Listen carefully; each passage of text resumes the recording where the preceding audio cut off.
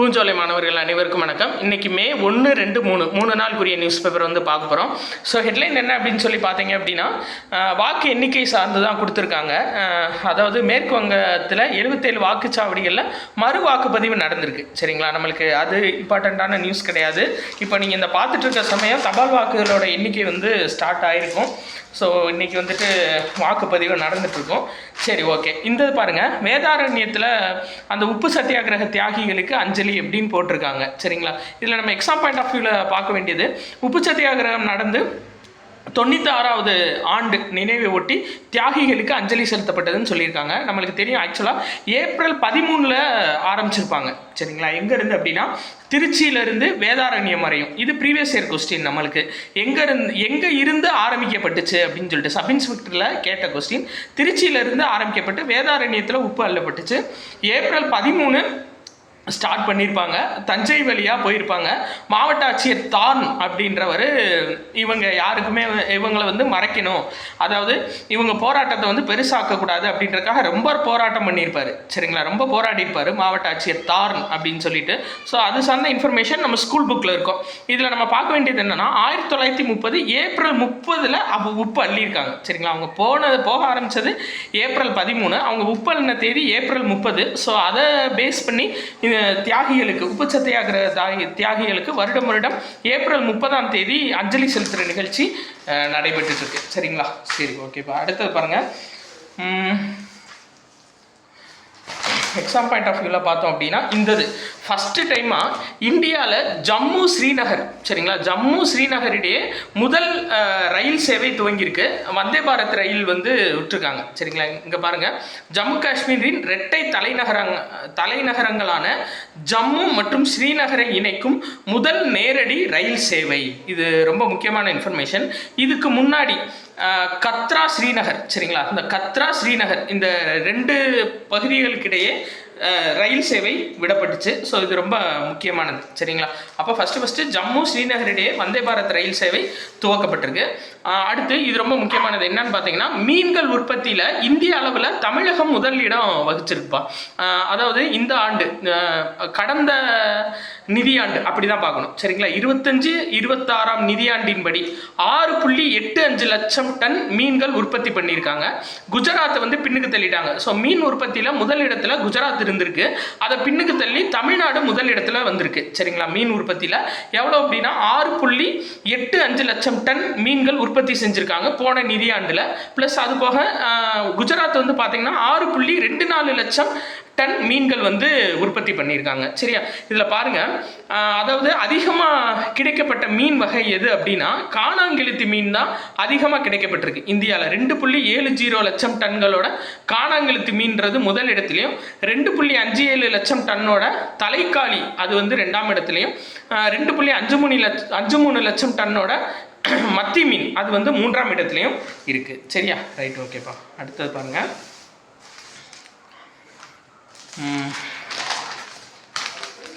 இது ரொம்ப முக்கியம். 2026 காமன்வெல்த் போட்டி எங்கே நடைபெறுது அப்படின்னா ஸ்காட்லாந்து நாட்டோட கிளாஸ்கோ நகரில் நடைபெறுது. 2030 இந்தியாவில் நடைபெற போது. 2026 காமன்வெல்த் கிளாஸ்கோவோட நகர், சரிங்களா, சாரி, ஸ்காட்லாந்தோட கிளாஸ்கோ நகரில் நடைபெற போது. இதில் நம்ம மெயினாக பார்க்க வேண்டியது என்னென்னா, ஃபஸ்ட்டு டைம் இதில் அறிமுகப்படுத்தப்பட்ட பதக்கங்கள் பார்வை மாற்றுத்திறன் போட்டியாளர்களும் தொட்டு உணரும்படி பிரெய்லி வடிவில் கொடுத்துருக்காங்க. சரிங்களா, காமன்வெல்த்துக்கான பதக்கம் இங்கே பாருங்கள், இந்த வரிவரியாக இருக்குது பார்த்தீங்களா, இது ஃபுல்லாக பார்வை மாற்றுத்திறன் போட்டியாளர்கள் அவங்களோட பதக்கங்களை தொட்டு உணரும்படி ஃபஸ்ட்டு டைமாக வடிவமைக்கப்பட்டிருக்கு. ஸோ அது கேட்கலாம். அப்போ பிரெய்லி முறைப்படி முதலாக பதக்கம் எந்த காமன்வெல்த் போட்டியில் அறிமுகம் செய்யப்பட்டுச்சு அப்படின்னா 2026 கிளாஸ்கோ காமன்வெல்த் போட்டியில் அறிமுகம் செய்யப்பட்டுச்சு. மொத்தம் 215 பதக்கங்கள் இதில் கொடுக்க போகிறாங்க. அதில் 47 பதக்கங்கள் வந்து பாரா விளையாட்டு வீரர்களுக்கு மட்டுமே ஒதுக்கியிருக்காங்க. மாற்றுத்திறன் விளையாட்டு வீரர்களுக்கு மட்டுமே மொத்தம் 47 பதக்கங்கள் ஒதுக்கியிருக்காங்க. சரியாப்பா, இது ரொம்ப முக்கியமானது. மொத்தம் 10 விளையாட்டுகள் மற்றும் 6 பாரா விளையாட்டு போட்டிகள் நடைபெற இருக்கு. 16 போட்டிகள். சரிங்களா, ரைட், ஓகே. அடுத்தது பாருங்கள், வணிக எரிவாயு சிலிண்டர் விலை உயர்ந்திருக்கு. ரைட், அது நம்மளுக்கு தேவையில்லை. வேறு மதுரையில் ஆற்றுல அழகர் இறங்கினது, இந்த நம்ம ஸ்கூல் புக்கில் இருக்கும் பார்த்தீங்களா, என்ன அப்படின்னா ஆகாய கங்கை எந்த மாவட்டம்னு சொல்லி கொடுத்துருப்பாங்க, நாமக்கல் மாவட்டம்னு கொடுத்துருப்பாங்க. சரிங்களா, இதுதான் அந்த ஆகாய கங்கை நீர்வீழ்ச்சி. இதையும் பார்த்துக்கோங்க, ஸ்கூல் புக் ஓரியன்டான டேட்டா இருந்தது. ஓகேப்பா.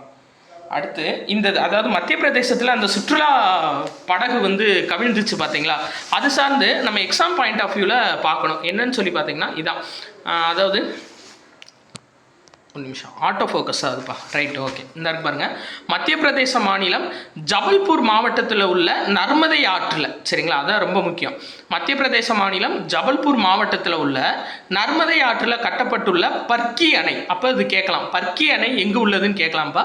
சரிங்களா, மத்திய பிரதேச மாநிலம் ஜபல்பூர் மாவட்டத்தில் நர்மதை ஆற்றுக்கு நடுவே கட்டப்பட்டதான் இந்த பர்க்கி அணை. அதில் போட்டிங் போகும்போது தான் இது கவிழ்ந்துருக்கு. சரிங்களா, அப்போ எக்ஸாம் பாயிண்ட் ஆஃப் வியூவில் நம்ம இதை பார்த்து வச்சுக்கணும். சரியா, பர்க்கி அணை எங்கே அமைந்துள்ளது அப்படின்னு சொல்லி கேட்கலாம். Right, okay. அடுத்தது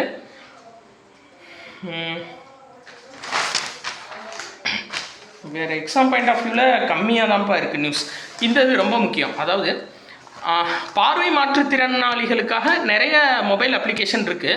ஸோ ஃபஸ்ட்டு டைம் பரோடா வங்கி என்ன அறிமுகப்படுத்தியிருக்காங்க அப்படின்னா, அவங்களோட மொபைல் அப்ளிகேஷனை செவித்திறன் குறைபாடுடைய வாடிக்கையாளர்களுக்காக சைகை மொழியில் அறிமுகப்படுத்தியிருக்காங்கப்பா பரோடா வங்கி அவங்களோட அப்ளிகேஷனை. ஸோ இந்தியாவிலே இதுதான் ஃபஸ்ட்டு டைம். சரிங்களா, இந்திய சைகை மொழி ஆதரவு சேவையை பரோடா வங்கி துவங்கியுள்ளது. அப்போ இது கேட்கலாம். சரிங்களா, செவித்திறன் மற்றும் பேசுதிறன் குறைபாடு உள்ள வாடிக்கையாளர்களுக்கு, அந்த மாற்று திறன் உள்ள வாடிக்கையாளர்களுக்கு சைகை மொழியில மொபைல் அப்ளிகேஷன் வெளியிட்ட முதல் வங்கி எது அப்படின்னா பரோடா வங்கி. ஞாபகம் வச்சுக்கோங்க. சரிங்களா, ரைட், ஓகேப்பா. அடுத்தது பார்க்கலாம். வேற இந்த 5 மாநில தேர்தல் அதுக்கான வாக்கு எண்ணிக்கையை வந்து டைரெக்டாக இசிஐ நெட் அப்படின்ற கைபேசி செயலியில் பார்த்துக்கலாம். மொபைல் அப்ளிகேஷன் இசிஐ நெட்டில் பார்த்துக்கலாம். இல்லை results.eci.gov.in அப்படின்ற வெப்சைட்லேயும் பார்த்துக்கலாம் அப்படின்னு சொல்லி கொடுத்துருக்காங்க. சரிங்களா, ரைட், ஓகே. அப்பப்போ அப்டேட்ஸ் பார்த்துக்கலாம், வாக்கு எண்ணிக்கைக்கான அப்டேட்டு. அடுத்தது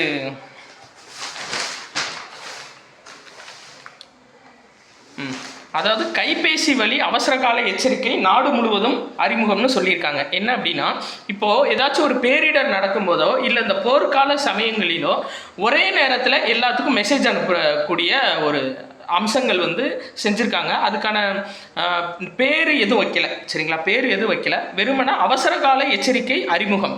இதில் எக்ஸாம் பாயிண்ட் ஆஃப் வியூவில் நம்ம பார்க்க வேண்டியது என்ன அப்படின்னா, அதாவது டவர் கிடைக்கல, டவரே இல்லை, சிக்னலே இல்லை அப்படின்னாலும் டைரெக்டாக சேட்டிலைட்லேருந்து மெசேஜ் அனுப்பக்கூடிய ஒரு தொழில்நுட்பத்தை இவங்க பயன்படுத்தியிருக்காங்க. சரிங்களா, இந்த இது பாருங்கள், நெட்வொர்க் இணைப்பு இல்லாவிட்டாலும் இந்த எச்சரிக்கை செய்தி சென்றடையும் வகையில் இது நடைமுறைப்படுத்தப்பட்டுள்ளது. அப்போ ஒரே நேரத்தில் இந்தியா ஃபுல்லாக எச்சரிக்கை மெசேஜ் அனுப்பக்கூடிய ஒரு செயல்பாடு செஞ்சுருக்காங்க. சரிங்களா, ரைட். இப்போ பாருங்கள், அரசின் முன்னனுமதி இல்லாமல் காப்பீட்டுத் துறையில் 100% தனியார் துறை வந்துக்கலாம் அப்படின்னு சொல்லியிருக்காங்க. 100% தனியார் துறை வரணும் அப்படின்னா ரிசர்வ் வங்கிட்ட அனுமதி பெறணும். ஆனால் இப்போ இன்சூரன்ஸ் செக்டாரில் அதுக்கு முன்னாடி 74% வரையும் காப்பீட்டு துறையில் வந்து பிரைவேட் செக்டார்ஸ் வந்துக்கலாம். 74% மேலே வரணும் அப்படின்னா ரிசர்வ் வங்கி பெர்மிஷன் வேணும். ஆனால் இப்போ என்ன செஞ்சுருக்காங்க அப்படின்னா 100% எஃப்டிஐ, ஃபாரின் டைரக்ட் இன்வெஸ்ட்மெண்ட். சரிங்களா, அது வந்து ரிசர்வ் வங்கிட்ட கேட்காம டைரக்டாக உள்ளே வந்துக்கலாம் அப்படின்னு சொல்லியிருக்காங்க. அடுத்தது இந்த பாருங்கள், பிரசார் பாரதியோட புதிய தலைவராக பிரசூன் ஜோஷி நியமனம். பிரசார் பாரதி அப்படின்றது அரசு நிறுவனத்தோட தொலைத்தொடர்புத்துறை, ஒலிபரப்புத்துறை. சரியாப்பா. ஸோ பிரசார் பாரதியோட அதோட புதிய தலைவராக பிரசூன் ஜோஷி அப்படின்றவரை நியமனம் செஞ்சுருக்காங்க. தூர்தர்ஷன் சொல்லுவோம்ல, அந்த இதுதான். சரி, அடுத்தது இந்த ரொம்ப இது பாருங்கள், ரிசர்வ் வங்கியோட புதிய துணைநிலை ஆளுநர் நியமனம் சொல்லியிருக்காங்க. இப்போ ரிசர்வ் வங்கியோட ஆளுநர் பார்த்தீங்க அப்படின்னா சஞ்சய் மல்ஹோத்ரா. சரிங்களா, இவர் தான் ரிசர்வ் வங்கியோட ஆளுநராக இருக்கார். துணைநிலை ஆளுநர்கள் மொத்தம் 4 பேர் இருப்பாங்க, அதான் ரொம்ப முக்கியம். அதில் வந்து புதுசாக ஒருத்தர் நியமிக்கப்பட்டிருக்காரு. யார் அப்படின்னா ரோஹித் ஜெயின். ஞாபகம் வச்சுக்கோங்கப்பா, ரிசர்வ் வங்கியோட புதிய துணைநிலை ஆளுநர் யார் அப்படின்னா ரோஹித் ஜெயின். சரிங்களா, மொத்தம் 4 துணைநிலை ஆளுநர்கள் இருக்கலாம். எதுபடினா 1934ஆம் ஆண்டு ரிசர்வ் வங்கி சட்டத்தின் படி. Right, okay. அவ்வளோதான்ப்பா. ஸோ 3 நாள் நியூஸ் வந்து பார்த்தாச்சு. இன்றைக்கி வாக்கு எண்ணிக்கை 5 ஆண்டுகள் நம்மளோட தலையெழுத்தை தீர்மானிக்கக்கூடிய ஒரு மிகப்பெரிய வாக்கு எண்ணிக்கை நடைபெறுது. ஸோ பார்க்கலாம் சரிங்களா, என்ன நடக்குது அப்படின்னு சொல்லி பார்க்கலாம், யார் ஜெயிக்கிறாங்க அப்படின்னு பார்க்கலாம். நன்றி.